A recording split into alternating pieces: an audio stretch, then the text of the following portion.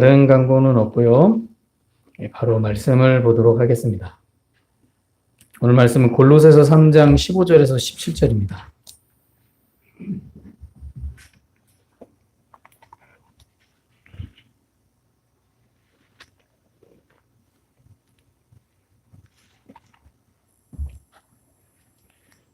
골로새서 3장 15절에서 17절입니다. 세 구절인데요.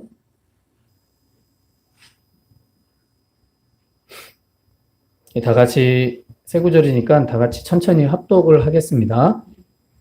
시작. 그리스도의 평강이 너의 마음을 주장하게 하라.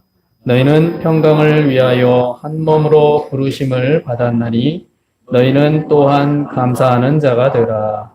그리스도의 말씀이 너희 속에 풍성히 거하여 모든 지혜로 피차 가르치며 권면하고 시와 찬송과 신령한 노래를 부르며 감사하는 마음으로 하나님을 찬양하고 또 무엇을 하든지 말에나 일에나 다 주 예수의 이름으로 하고 그를 힘입어 하나님 아버지께 감사하라. 아멘. 앞뒤자로 인사하시겠습니다. 감사합시다. 예. 오늘 추수감사절입니다. 하나님께 감사하는 저와 여러분 되시기 바랍니다. 오늘 그리스도인의 감사라는 제목으로 말씀을 잠깐 보도록 하겠습니다. 오래 하지 않겠습니다. 오늘은 추수감사절입니다. 추수감사절은 무슨 날이냐면 한 해 동안 농사하는 것을 거두어서 하나님께 감사하는 절기입니다. 이 추수감사절 절기가 기원이 어디신지 아시죠? 아십니까? 기원은 미국입니다. 이스라엘이 아닙니다.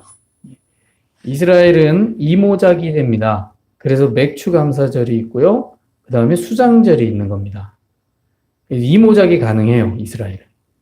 그래서 맥추절과 수장절을 지키라고 말합니다. 맥추절은 5월달이나 6월달에 있고요. 수장절은 이제 10월 넘어서 있습니다. 그래서 이스라엘 백성들은 이모작을 합니다. 근데 오늘 말씀에 이 추수감사절은 한 해에 딱 한 번 추수를 거둔 것에 대해 감사하는 절기입니다. 이것은 미국에서 나온 절기입니다. 자, 이 절기의 기원은 원래 이제 유럽에서 새 삶을 찾아 이 미국으로 넘어온 이 청교도 신앙인에 의해서 지켜졌고요. 미국의 16대 대통령 아브라함 링컨에 의해 이 미국의 기독교 신앙의 절기로 제정이 됐습니다. 그래서 추수감사절은 새로운 신대륙을 찾아온 이 유럽 사람들이 미국에서 처음 농사를 지어서 거둬들인 것을 감사해서 드리는 날이 추수감사절이 된 겁니다. 특히 청교도 신앙인에 의해서 이루어진 겁니다. 그리고요, 그러면 이것을 우리가 왜 지키냐라는 거죠. 이것은요, 이 기독교가 한국으로 들어오면서 1904년도 11월 10일에 이 한국의 장로교에서 처음으로 시작을 했고요. 오늘날에 이르렀고, 그래서 추수감사절을 저와 여러분이 예배 가운데 이 한국 교회에서 감사로 지키게 된 겁니다. 사람들은 얘기할 수 있습니다. 왜 미국의 추수감사절을 왜 우리가 지키냐? 맞는 말입니다. 미국의 절기를 우리가 왜 지킵니까? 그럼 또 물어봐야 된다. 이스라엘 백성들의 절기를 우리가 또 왜 지킵니까? 그럼 우리나라는 감사절기가 있을까요? 제 생각에는 없는 것 같습니다. 없는 것 같습니다. 감사절기가. 모르죠. 제가 모를 수도 있는데. 그래서 기독교의 절기는 이렇게 의미가 있습니다. 그래서 이 추수감사절은 미국의 절기이기 때문에 우리가 지켜도 된다, 안 지켜도 된다 이런 걸 논하기 전에 한번 생각해 봐야 된다. 우리가 얼마나 하나님께 감사하고 있는가. 믿음의 사람으로서 얼마나 감사하고 있는가. 이것을 생각해 봐야 되는 거죠. 그래서 추수감사절을 한 해에 한 번씩 이 기독교에서는 지키고 있는 겁니다. 자, 사람들은 살아가면서 잊혀지지 않는 것들이 있습니다. 잊혀지지 않는 것. 그 중에 부정적인 면에서 우리 자신에게 또 나 개인에게 해를 끼친 사람들을 향해서는 두고두고 잊혀지지 않는 거죠. 안 좋은 영향력을 미쳐가지고 좀 뭐라 그럴까 인생에 고통을 주고 안 좋은 기억을 남겨준 사람을 잊지 못합니다. 또한 어떤 사람에게는 선한 은혜를 입었으면 살아가면서 그 일을 기억에 남기도 합니다. 그리고 여건만 되면 그 은혜를 갚고 싶기도 하죠. 자, 이렇게 사람은 은혜를 입으면 평생 두고 잊지 않고 살아가기도 합니다. 그리고 기회가 되면 감사한 마음을 표시하고 싶어지기도 하죠. 자, 그렇다면 그리스도인으로서 이 생명의 구원을 주신 예수님의 은혜를 잊지 않는 것은 믿는 자로서 마땅한 일이겠죠. 단지 눈에 보이지 않고 또 현실에 닿지 않는 이유 때문에 외면을 한다면 과연 구원의 자녀라고 말할 수 있을까? 이것을 생각해야 되는 것이죠. 자, 이런 면에서 우리는 어떠한 절기에만 이 감사하는 것으로 끝나는 게 아니라 매일매일 삶에서 입술로 감사하며 또 우리의 생각과 마음으로 감사를 표현하는 삶이 되어야 될 줄로 믿습니다. 자, 그러나 마음에도 없는 이 바리새인들과 같은 형식적으로 사람의 시선이나 자신의 체면 때문에 아니면 마음에도 없는데 과도하게 어떤 물량으로 한다거나 또는 마음에도 없는 헌신으로 한다면 자, 그러한 것은 예수님께서 받지 않으시는 그릇된 감사일 뿐이라는 사실을 아셔야 됩니다. 그러므로 우리는 참된 감사로 하나님께 나아가기를 소망해야 될 줄로 믿습니다. 그래서 오늘이 추수감사절이죠. 마음 가운데 참된 감사로 하나님께 표현하는 저와 여러분 되시기 바랍니다. 자, 오늘 말씀에 보시면 그리스도인의 감사에 대해서 가르쳐주고 있습니다. 뭘 감사해야 되는지 가르칩니다. 첫 번째는 15절에 보시면요. 그리스도인의 평강이 너희 마음을 주장하게 하라. 너희는 평강을 위하여 한 몸으로 부르심을 받았나니 너희는 또한 감사하는 자가 되라. 자, 15절 후반절에 보시면 이렇게 말합니다. 너희는 평강을 위하여 한 몸으로 부르심을 받았나니 너희는 또한 감사하는 자가 되라. 오늘 추수감사절입니다. 하나님께 감사의 표현을 하셨습니까? 만약에 안 하셨다면 하셔야 됩니다. 감사할 줄 모르는 사람에게 하나님은 은혜를 주시지 않습니다. 더 나아가서 인생도 책임져 주시지 않습니다. 아브라함이 감사를 얼마나 많이 한지 아십니까? 왜 믿음의 조상이고 왜 그가 인생길에서 하나님의 크신 축복을 받을 수밖에 없었을까요? 그는 감사할 줄 아는 사람이었습니다. 우리가 믿음 생활하면서 감사할 줄을 모르면 하나님의 은혜의 입을 생각도 하지 마십시오. 전 단호하게 말씀드립니다. 하나님의 은혜의 입을 생각도 하지 마십시오. 여러분, 우리가 누구한테 은혜를 입으면 감사로 표현하지 않습니까? 기분 나쁘더라도 억지로라도 감사로 표현합니다. 왜요? 관계를 위해서요. 그런데 하나님께 감사할 때 그런 감사의 표현이 없으면 과연 하나님이 그 인생을 책임져 주실까요? 과연 하나님이 그 인생에 은혜를 주실까요? 저는 아니라고 봅니다. 그러므로 여러분 감사를 표현하셔야 됩니다. 자, 오늘 말씀 이 15절에 보면 이렇게 말하죠. 평강을 위하여 한 몸으로 부르심을 받았니 너희는 또한 감사하는 자가 되라. 감사는요 선택이 아닙니다. 감사하는 자가 되어야 되는 겁니다. 바울이 이렇게 얘기하고 있는 겁니다.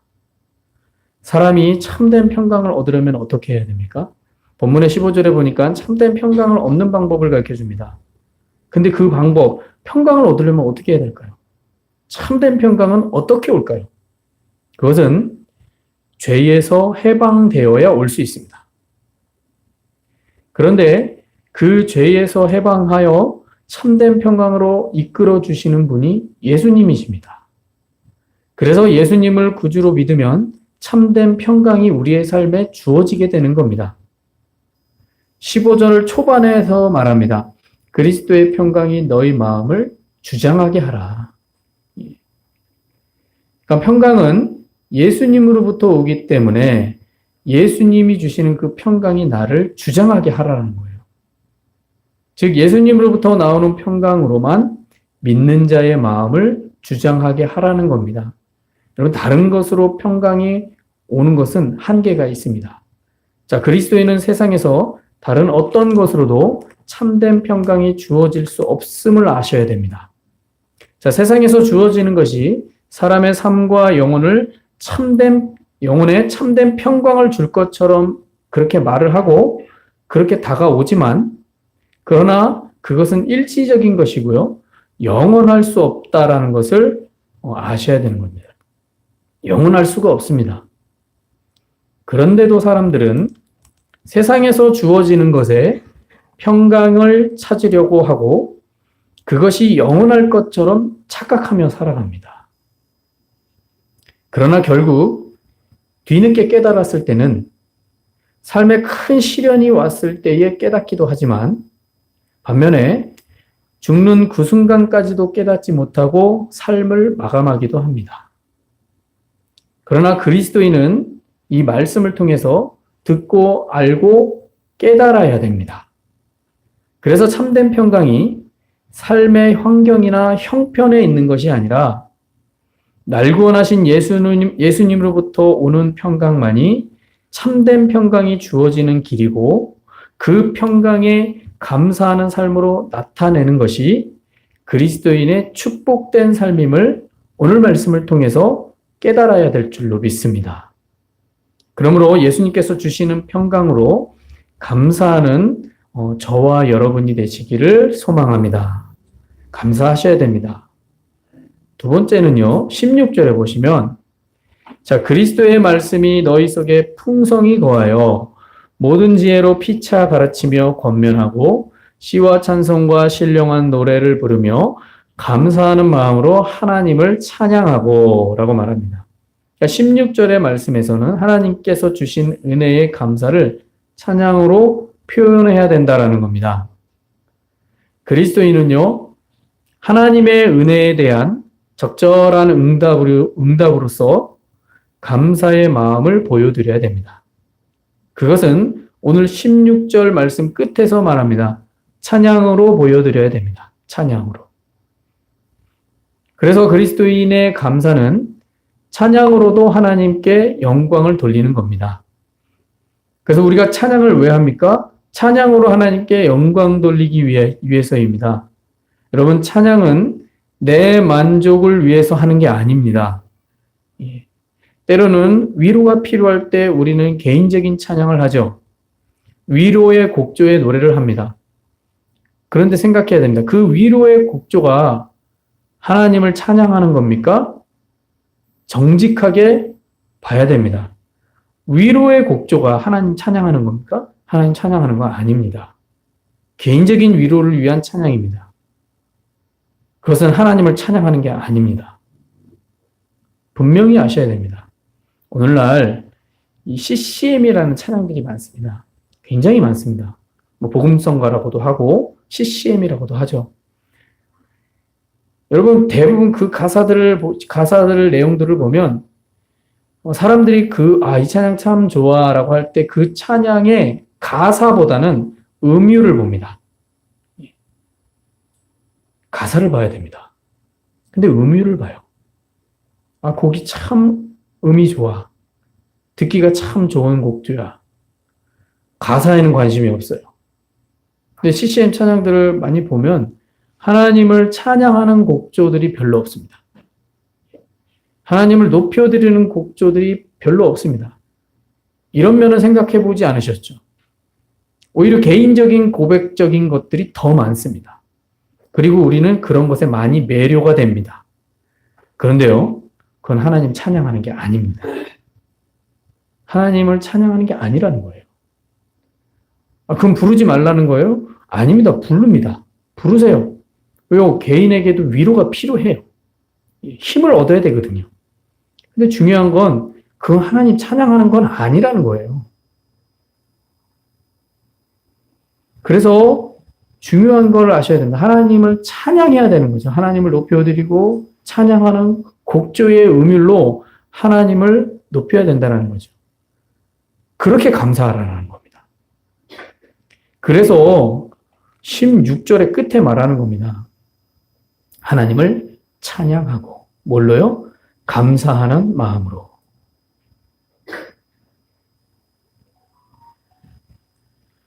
이렇게 찬양으로 감사하는 것은 다른 것으로 나올 수가 없습니다. 16절에 보시면 먼저 말씀이 우리 안에 풍성하게 거해야 됩니다. 그래서 16절에 처음에 뭐라고 말합니까? 말씀이 너희 속에 풍성하게 거하여. 그러니까 말씀이 마음 가운데 풍성하게 거하지 못하면 하나님을 찬양하는 그 찬양이 정말 하나님을 찬양하는 건지 아니면 내 기분이 위로받으려고 하는 건지 이게 구분을 못하는 거죠. 그래서 말씀이 풍성해져야 되는 겁니다. 그리고 그 말씀 안에서 또 한 가지가 더 있어야 됩니다. 그게 뭐냐면 은혜입니다. 은혜. 그래서 은혜 입은 그리스도인의 적절한 응답이 감사로 표현이 되어져야 되는 거죠. 그리고 그 감사가 찬양으로 표현되어져야 한다는 것을 16절에서 말씀하고 있는 겁니다. 그래서 저와 여러분이 찬양을 할 때 그 찬양이 정말 하나님을 높여드리고 하나님을 영광스럽게 하는 찬양이 되어야 되는 거죠. 그래서 가사도 중요한 겁니다. 단지 노래의 흥에 겨워서 여러분 좋아하는 노래 흥에 겨워서 많이 따라 하잖아요.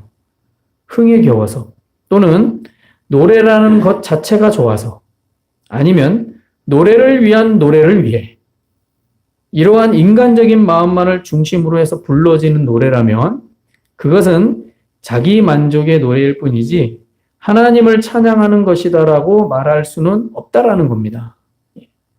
그래서 저와 여러분이 믿음 생활할 때 나 하나님 많이 찬양했어요.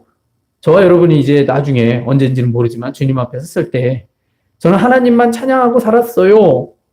고백할 때 하나님 보여주실 겁니다. 정말 나 찬양했니? 하면서 보여주시는데 너는 너의 고백만 했잖아. 위로만 받고 싶어 했잖아. 정말 나를 영광스럽게 하기 위해서 나를 높이는 찬양을 했니? 라고 물으실 겁니다. 존 칼빈이 신자의 본분을 얘기했습니다. 우리 잘 아시죠? 제가 많이 얘기했는데 신자의 본분은 하나님을 영화롭게 하고 하나님을 기뻐하는 데 있다라고 했습니다. 개인적인 기쁨이 아니라요. 하나님을 영화롭게 하고 하나님을 기뻐하는 데 있어요. 찬양이 그렇게 하나님을 영화롭게 하고 하나님을 기뻐하는 대로 나아가야 되는 거죠. 그렇게 감사해야 된다는 겁니다. 그래서 우리는 이러한 것들을 염두에 두고 오직 그 은혜에 입은 것에 대한 감사의 찬양을 해야 된다라는 겁니다. 비록 겉으로 보기에는 노래를 잘 못 불러도요, 또 아름답게 들리지 않아도, 또 보잘것없고 형편없어 보여도 그것은요, 상관이 없습니다. 그가 하나님께서 주신 그 은혜에 감사해서 하나님을 높이는 찬양을 한다면 그의 찬양은 겉은 아름다운 선율이 아니더라도 주님은 그 찬양을 아름다운 선율로 들으십니다. 이러한 마음으로 그리스도인은 은혜에 감사해서 찬양으로 보여드리는 겁니다. 그러므로 하나님께 이러한 중심의 찬양을 저와 여러분이 보여드리기를 소망합니다. 세 번째는요, 우리 17절입니다. 우리 17절 마지막인데 한번 다 같이 한번 읽어보실까요? 시작. 또 무엇을 하든지 말에나 이래나 다 주 예수의 이름으로 하고 그를 힘입어 하나님 아버지께 감사하라. 자, 17절은 뭐라고 말하냐면 감사를 하는데 예수의 힘입어서 하랍니다. 그래서 여기서 저는 하나 더 추가하고 싶습니다. 그게 뭐냐면 지속적으로 해야 됩니다. 사람은 무엇을 하든지 말에나 이래나 지속적으로 감사해야 됩니다. 그런데 이렇게 지속적으로 감사하기 위해서 필요한 거 있습니다. 예수님께서 감사의 중재자이심을 아셔야 된다는 겁니다. 예수님이 아니면 우리 믿는 자는 하나님 앞에 담대히 나아갈 수가 없습니다. 못 나갑니다. 우리가 믿음 생활하면서 예수님을 믿죠. 그리고 예수님께 기도하고 신앙생활이라는 걸 합니다. 근데 여기서 중요한 건 하나님께 나아갈 때요. 예수님을 빼면 못 나갑니다. 제 말이 아니라 성경이 말합니다. 히브리서 10장 19절에서 20절에 보시면 이렇게 말합니다. 그러므로 형제들아 우리가 예수의 피를 힘입어 성소에 들어갈 담력을 얻었나니 이 길은 우리를 위하여 휘장 가운데로 열어놓으신 새로운 살 길이요 휘장은 곧 그의 육체니라. 히브리서 10장 19절 20절에서 분명히 말합니다. 예수의 피를 힘입어 성소로 들어갈 담력을 얻었다라고 말합니다.